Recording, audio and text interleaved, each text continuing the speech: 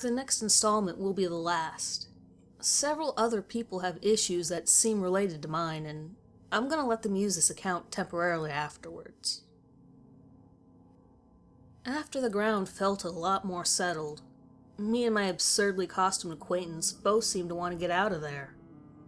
The Fort Lauderdale Beach Park was pretty nice during the day, but the small wooden fortress, used by children as the fuel for imaginative battles, looked larger and more ominous against the dark water behind it. The entire park was in the nicer area of town, right after a field of avenue-like waterways that bordered several groups of man-made islands. During sunrise, the area is infamously beautiful, and the people living there have gotten used to the strange, early morning traffic through their tiny domain. 20 minutes west, my favorite restaurant, from Mafungu, was no longer keeping me distracted from what Chris had just told me, and I didn't want to stick around anyways. But for the moment, I didn't feel entirely alright with what I had just pieced together. After gushing out the vague details of the dead drop and George's misfire that killed whatever Cynthia turned into, I felt 1 part exhausted and 2 parts weary that this guy was either some kind of a trap or someone who would think I was crazy. For simplicity, I decided to leave out any crap that I saw in the day-to-day pill mill activity, because I had no idea how this guy was going to react. As I was going over my story, I noticed how insane and junk-fueled it must have seemed, but the strange man just kept nodding and listening as I went on. Towards the end of the story, I was feeling antsy to leave. I just didn't feel safe so close to the water. With a fancy blue linen shirt and white linen pants, and hair that slowly faded from pure white to dark blue, he was going to stand out pretty badly anywhere he went, including my favorite restaurant, but I didn't care. "Are there any other employees that seem to know what's going on?" he asked me almost pleadingly. I briefly thought of Aaron and Jessica, but Jessica seemed to be willingly unaware of whatever was going on outside of her office, and Aaron seemed to be in good with George. "Probably close friends of his." He nodded with a defeated look on his face. "Yeah, people with tight lips and close friends are a running theme.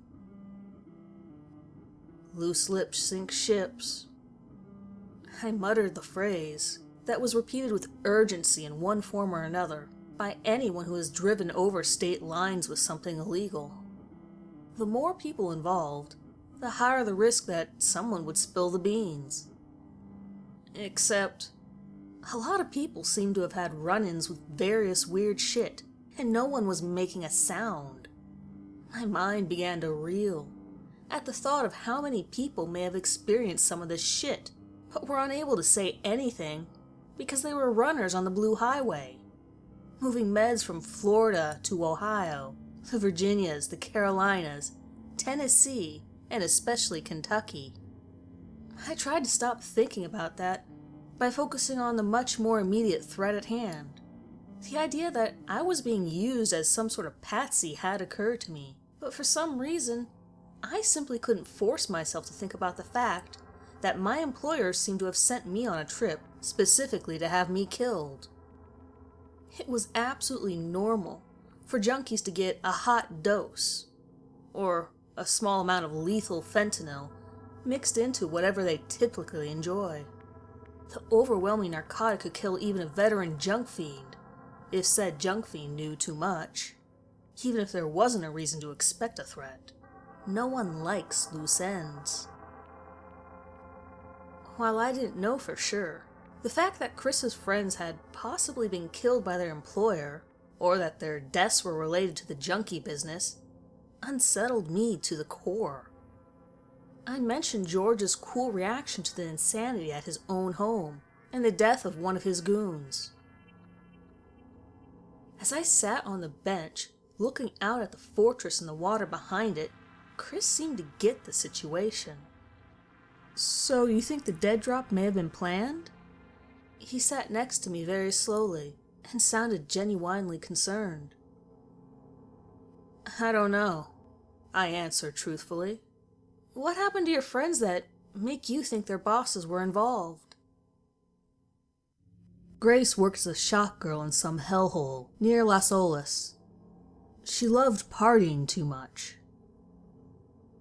At the mention of Fort Lauderdale's favorite drinking region, he seemed to relax into the bench before expounding. I was glad, because in addition to his outfit being a little outside of the normal, I had no idea who the guy was. She got hooked on blow, then everything else. She started running packages from Miami up to Orlando, and back again, mainly money from one end and Molly to the other to make money back from her habit. But that's not where it starts. Before Grace, there was Claire Alyssa.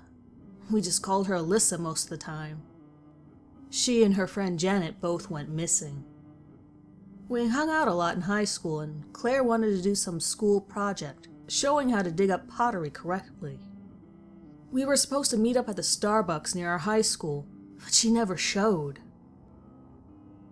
He sat forward and seemed to focus on the now invisible horizon lurking over the ink-black ocean. He was clearly watching me out of the corner of his eye, but now that he knew I had been attacked by bird people, he showed some signs of being more comfortable. We got this call about an hour after we were supposed to meet her. She said she was still in the Sea Branch Preserve State Park and she needed help. She was crying, and we could barely understand her, but she said something about her arm. She said her phone wasn't working until then, and that something came out of the sky and attacked her. We heard some kind of weird sound and she cut out. He breathed in and out deeply, and finally looked directly at me, scrutinizing my reaction. We called the cops right away. They said they'd send people, but the next day, they showed up at our doorstep and practically called us liars. They said there was no way to prove that Alyssa actually said that stuff. They said they didn't find anything. But when we went to the parking lot she always used, 2 days later, we found broken glass and broken pieces of a door. Up a tree we saw what looked like blood. They told Grace that they checked it, and that it wasn't human blood, but we didn't believe that for a second. Grace was pissed. She made a Facebook group and tried to tell everyone the cops were ignoring us. I didn't want to tell her that our story sounded crazy, with the police saying that it wasn't blood or a door part from Glissa's car. But Grace didn't believe they had checked to begin with. He sighed and clenched his fists briefly. Except for one cop, they all ignored us. Grace said one guy believed her. He kept talking to her, and eventually they started hanging out. She stopped returning my calls, all that new guy stuff. Except for the fact that she was like 17, and he looked like he was in his 40s. I didn't trust him to begin with, because the other cops didn't seem surprised that our friend had called us at all. They didn't look like they didn't believe us. It was like they just didn't want to hear it. It went on for a couple months or so. I eventually moved down here with family, and assumed that it was just a natural, falling off the face of the earth thing. Things didn't go well, and she broke it off when he asked her to run away with him. Whatever the fuck that means. She cleaned up, and stopped returning his calls, but he kept at it. After a couple months, she showed up at my place asking if she could crash, and saying that she was going to the cops the next day. He took his glasses off of his face and briefly rubbed them with a small piece of cloth he produced from the front of his shirt. I noticed they were slightly misted inside. My mom hated it, but she ended up staying for a while. The cops said they never had an officer by that description, and that they had no idea what we were talking about. She didn't have any pictures of him, and said that they always met in public places, or the hotel he stayed at on the island. She kept saying that he was different at first, and that it felt perfectly fine. But then he changed and wanted her to go away with him. I never got a clear answer as to what she meant. I think she was afraid to tell me all of the details. He sounded miserable. I could imagine him thinking he could have done more to help his friend, but I doubt that was actually true. She started using all the damn time, anything she could. I had to lie to my mom to explain why all the NyQuil was gone when she went through that, too. She said she thought she saw him moving through the cars at a parking lot near her work, and she just got even worse. My mom tried to talk to me about it every day, but I couldn't tell her something supernatural had happened. The guy never came to my place, and eventually Grace and I went out to the Sunrise Flea Market to help clear her head, get out for once, and stop scaring the hell out of my mom. The Sunrise Flea Market was a spectacular spectacle of poverty. A massive, sprawling parking lot filled with various buildings, some just tents and some genuine concrete. Called home by vendors of everything from stolen goods to crappy clothes. It was a powerful reminder that South Florida was, and always had been, closer to being part of the Caribbean than part of the American South. A massive open-air market for fruits, vegetables, fish, and occasionally meats existed, with hawkers offering chilled coconuts with straws, and other tropical favorites to drink. Almost anything filthy and Floridan could be found there. He was at the entrance. I assumed he meant the massive gate that separated the lot where people parked from the lot where people sold junk, and nodded for him to go ahead. He looked like he needed some confirmation that it was all right to continue. Grace saw him first. She walked ahead of me a ways while I parked the car. She thought it would be safe in public. The place was packed. It was the middle of the fucking day. There were 4 security guards in sight, but he didn't care. He looked pissed. He started walking up to Grace and he took out this big hammer. It looked like fucking farming equipment, but I wasn't about to take his shit. Before he got to us, I called over one of the security guards, who knows my cousin, to have the asshole removed. I noticed that the man's right fist was now clenched and shaking. I stood there pointing at the man while he just walked up to Grace with a hammer. Desmond, the guard, he just looked at her helplessly with a confused look. That man walked right up to Grace with that fucking thing and almost managed to grab her hand before she realized something was wrong and started to run. No one gave a shit that the guy pulled a weapon in public, and there was a crowd with well over 100 people right there. She screamed for help, and people were looking around. They didn't pay any attention to the man with a hammer. He took a deep breath, let it out, and looked at me. I nodded again to indicate that I believed him, and I really did. What did he look like? He was wearing suspenders and a white shirt. Creepy fucker. Pretty good looking, but still, I have no idea what Grace was thinking.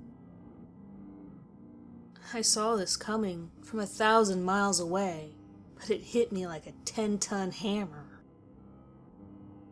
She was running to me, but he was right behind her with that hammer. The car was 15 feet away, and I didn't know whether I should run to it and get it moving, or try and help fight him off. I just knew I'd get killed if he got to me. I ran to the car, and Grace screamed so loud I can still feel my ears ringing.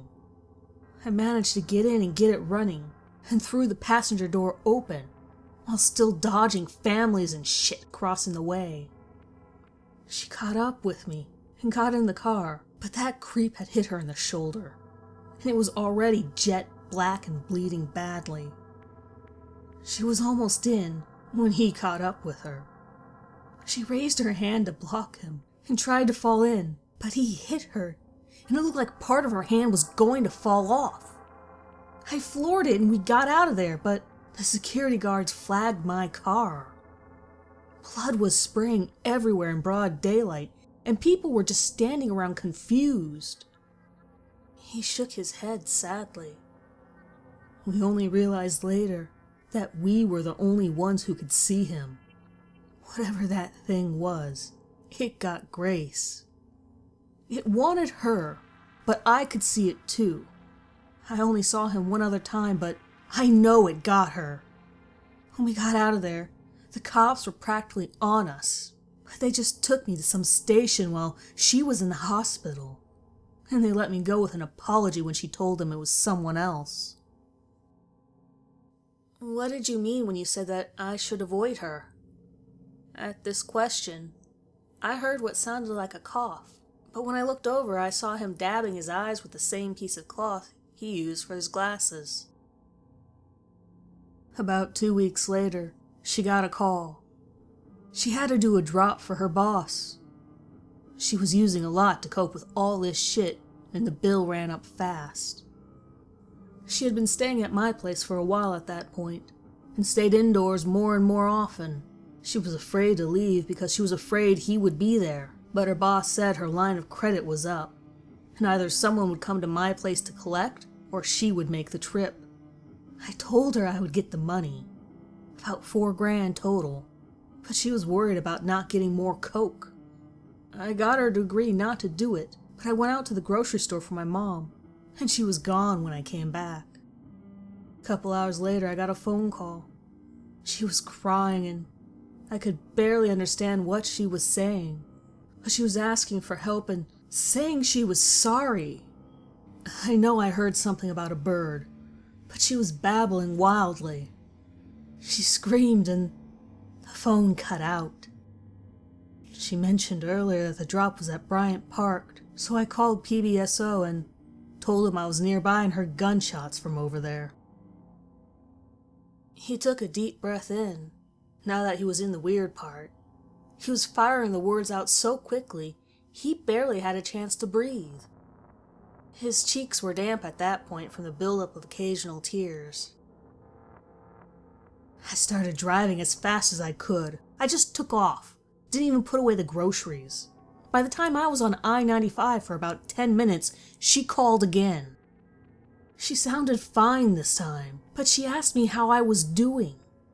As if the other phone call had never happened. Then she asked me why I wasn't home. This was no more than 20 minutes after I got the first call. Even if she was fine, she couldn't have made it there. It wasn't her. He pounded his fist into his leg and was shaking with some volatile mix of fear and anger. I had to go home. He said this with an incredible resolution. I remember being absolutely stunned. What? What? I had no idea what else to say. He looked at me with a firm look, despite openly weeping at that point. Whatever had called me was at my house, and it wasn't Grace. I had to get home. I hung up and got on an off-ramp. I went as fast as I thought I could without getting pulled over. When I got there, my mom and some of her friends were just leaving the house. I didn't see anyone else. I called Grace's phone back. I had to know for sure, but I just heard someone breathing and really heavily right before they screamed into the receiver. I couldn't tell if there was something wrong with the line, but it sounded like nails on a chalkboard in hell. He resumed staring aimlessly at the waterway and cleaned his face before continuing. The next few weeks, the cops came in and out of my house, and every time, Grace's family felt like it was a good idea to ask them how the search for their daughter was going. Her boss was questioned. I got brought in 3 times, but they decided to remove me from the suspect list because the drug-dealing piece of shit was a way more obvious subject. He even threatened me once, and nothing came of it. Her family still thinks I had something to do with it, at the very least, that I knew something I wasn't saying. I wish I could say they were wrong. He shook his head, and I knew the feeling. At the moment, however, I was pretty selfishly worried, seeing as Grace and I had way too much in common. What was her boss's name? Just out of curiosity, you know. Sean Holpert. Creepy dude. Sold a lot of coke. I involuntarily breathed a sigh of relief. I had heard of the guy, but he wasn't a direct associate of George. He clearly noticed, but didn't say anything. There were others who went missing too. Grace, Alyssa, Janet, but also this kid named Pablo who also worked for Holpert. I can't tell if it's all connected, but it's a lot of people, you know? I didn't want to tell him how much worse it was at the pill mill, but I nodded. My stomach gurgled angrily. It had been promised Mofongo, and so far we hadn't even gotten to our cars yet. And it all has something to do with Stigini, or whatever. God, I wish there was just a burial ground we peed on or something. So, would you like to finish this conversation somewhere less creepy? He chuckled and nodded. I could almost smell the fried plantains and broth. Yes. Yeah, I really do. We both stood up, a little staggered from having to sit on an uncomfortable bench for long enough for us to air out our experiences. We drove away from the massive, beautiful homes and avenues of water, with rich, old white people walking their dogs or jogging, and in no time we were both adrift in the sprawl of old mission homes, crappy apartments, and wooden homes that looked older than any hurricane would forgive. We got to the Mofongo restaurant, El Rinconcito de Santa Barbara, a nice-sized restaurant in a cheap-looking strip mall. Her mofongo was a legendary thing, even among people who viewed Hispanic food as boring and commonplace. We ended up trading the information that we shared on the Stigini, and he expressed how thrilled he was that one was killed by what was, in retrospect, a pretty bad mistake on the part of Cynthia. He had a textbook he had brought which explained that the native myths weren't really clear if the Stigini were a monster, or if it was a person who somehow learned to do horrible magic. Native American magic was something neither of us knew about, but he worked in a library under work study, and had already rented and read every book he possibly could imagine pertaining to them. The problem was, the Ace and Jaga, where the myths seemed to be closest to what we were seeing, specifically with being able to attack someone, while unseen by people around them, were ancient. They predated the Seminole, and almost nothing was recorded of their beliefs, which were apparently as robust as any religion. My voice was becoming a little raw from talking more than I was used to, so I let him go on about what he had read, including information about vampires and similar monsters elsewhere, until the food came. When the mofongo came, it seemed his appetite returned, because we focused mainly on eating after that. I felt massively better, and not just because I was eating. I got the impression this guy wasn't the kind of scum I was used to talking to. The belief that this Chris guy was genuinely alright, at least on some level, was the most reassuring thing in my world at the moment. Other than drugs and mofongo. When we parted ways and I headed home, he let me borrow several of the books he brought with him, and we added each other on Facebook. I drove back up to Okeechobee Boulevard in West Palm Beach, almost an hour away, and slept well in my shitty ancient hotel.